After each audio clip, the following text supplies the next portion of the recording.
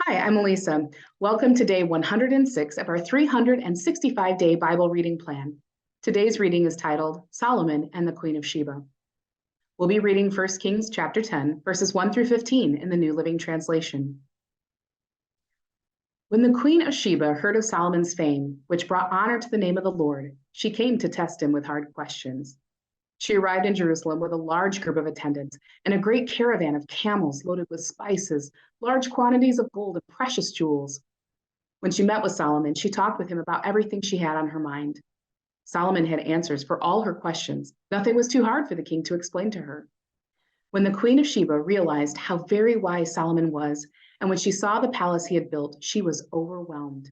She was also amazed at the food on his tables, the organization of his officials, and their splendid clothing, the cupbearers, and the burnt offerings Solomon made at the temple of the Lord. She exclaimed to the king, "Everything I heard in my country about your achievements and wisdom is true. I didn't believe what was said until I arrived here and saw it with my own eyes. In fact, I had not heard the half of it. Your wisdom and prosperity are far beyond what I was told.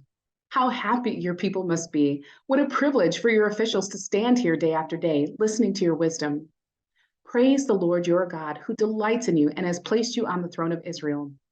Because of the Lord's eternal love for Israel, he has made you king so you can rule with justice and righteousness." Then she gave the king a gift of 9,000 pounds of gold, great quantities of spices and precious jewels. Never again were so many spices brought in as those the Queen of Sheba gave to King Solomon. In addition, Hiram's ships brought gold from Ophir, and they also brought rich cargoes of red sandalwood and precious jewels. The king used the sandalwood to make railings for the temple of the Lord in the royal palace, and to construct lyres and harps for the musicians.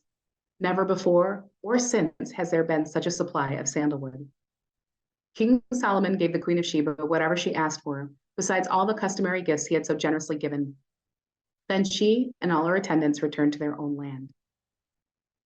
Thanks for joining us for today's reading. And remember, everyone has an invitation to sit at Jesus' table. We hope you'll find your story and purpose in God's story.